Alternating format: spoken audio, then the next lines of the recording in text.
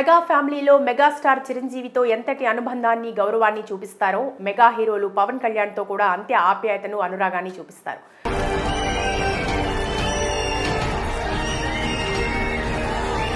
మేనల్లుళ్ళు సాయి ధరమ్ తేజ్, వైష్ణవ్ తేజ్ అయితే మేనమామ అంటే ప్రాణమైన ఇస్తారు. స్వయంగా చిన్నప్పటి నుంచి మేనమామ పెంపకంలో ఆడుతూ పాడుతూ క్రమశిక్షణను పాటిస్తూ పెరగడంతో పవన్ కళ్యాణ్ మామయ్య అంటే వీరికి చనువు ఎక్కువ.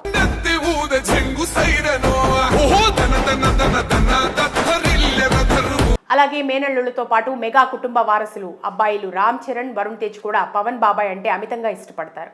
ఒక రకంగా చెప్పాలంటే పవన్ కళ్యాణ్ రామ్ చరణ్ విషయంలో అయితే ఒక స్నేహితుడిగా చిన్న తమ్ముళ్లా భావిస్తానని పలు వేదికల్లో తెలిపారు. నా తమ్ముడు ఒక తల్లికి పుట్టకపోయినా గానీ నా తమ్ముడు. ఇక పవన్ కళ్యాణ్ తో ఒక్క సినిమాలో అయినా నటించాలని ఈ మెగా హీరోలంతా కోరుకుంటారు. కనీసం ఒక్క సీన్లోనైనా నటిస్తే చూడాలని ఆశపడుతుంటారు. భవిష్యత్తులో అయినా వీరి కాంబినేషన్ లో ఒక పెద్ద మెగా ఫ్యామిలీ మూవీ వస్తుందేమో చూడాలి. ఇదిలా ఉంటే పవన్ కళ్యాణ్ నటించిన ఒక సినిమాలో రామ్ చరణ్ ఉన్నాడని ఈ మధ్య ఒక వార్త వైరల్ అవుతోంది. నాకు 15 నిమిషాలు స్టేషన్ కావాలి.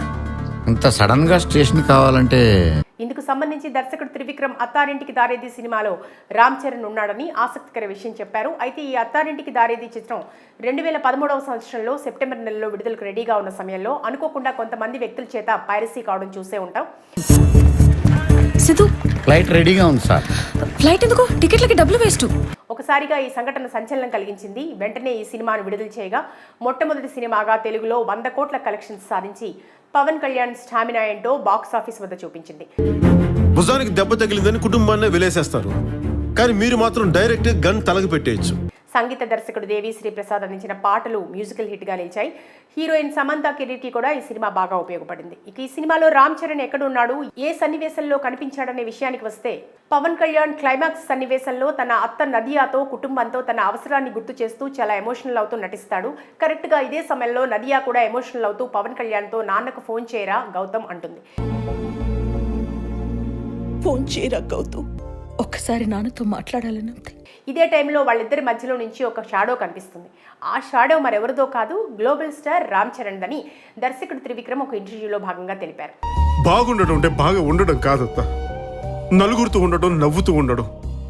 త్రివిక్రమ్ మాట్లాడుతూ పవన్ కళ్యాణ్ బాబాయ్తో కాసేపు టైం స్పెండ్ చేయాలని షూట్కి వచ్చారట. ఆ సమయంలో ఫోన్ రావడంతో సెట్ బయటకు వెళ్లి ఫోన్ మాట్లాడుతున్న రామ్ చరణ్ అనుకోకుండా ఆ సీన్లో షాడో లాగా కనిపించాడని చెప్పారు.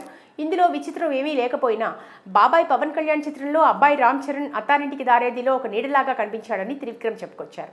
ఎక్కడ నగ్గాలో కాదురా, ఎక్కడ తగ్గాలో తెలిసినోడు గొప్పోడు. ఈ విషయం ఏమో కానీ ముందు చెప్పినట్లుగా పవన్ కళ్యాణ్ రామ్ చరణ్ కాంబో కోసం అభిమానులు ఆసక్తిగా ఎదురు చూస్తున్నారు. ఈ కాంబోలో ఒక చిత్రం పడాలని, అది మాస్ క్లాస్ పవర్ఫుల్ ఎంటర్టైనర్ అయితే ఇంకా బాగుంటుందని మెగా ఫ్యాన్స్ అనుకుంటున్నారు. మరి వారు అనుకుంటున్నట్టుగా ఈ కాంబోలో సినిమా వస్తే మాత్రం బ్లాక్ బస్టర్ హిట్ అవ్వడం ఖాయంగా చెప్పుకోవచ్చు.